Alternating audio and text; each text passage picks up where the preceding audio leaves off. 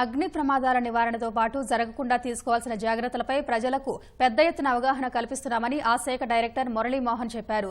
ఇందుకోసం రాష్ట్ర వ్యాప్తంగా మాక్ డ్రిల్స్ నిర్వహిస్తున్నట్టు ఆయన తెలిపారు. విపత్తులు వచ్చినప్పుడు బాధితులను కాపాడేందుకు అత్యాధునిక పరికరాలను అందుబాటులోకి తెచ్చామన్న మురళీమోహన్ రాష్ట్ర వ్యాప్తంగా ఉన్న అగ్నిమాపక స్టేషన్లను ఆధునీకరించేందుకు చర్యలు చేపట్టామన్నారు.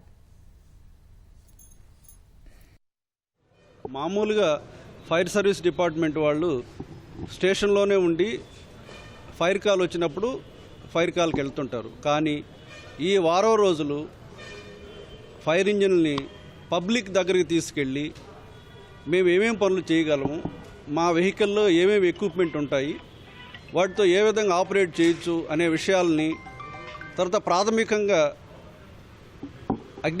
అగ్ని ప్రమాదాలు జరిగినప్పుడు ఏ విధంగా వాటిని ఆర్పొచ్చు అనే కొన్ని టెక్నిక్స్ను కూడా పబ్లిక్ దగ్గరికి వెళ్ళి వాళ్ళకి చెప్పడం జరుగుతుంది.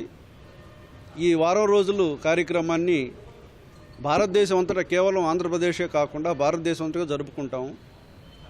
ఈ సంవత్సరం 15th ఫైనాన్స్ కమిషన్లో ఆల్రెడీ ఇప్పుడు 111 ఫైర్ ఇంజన్ని చాసిస్లు కొనుగోలు చేయడం జరిగింది.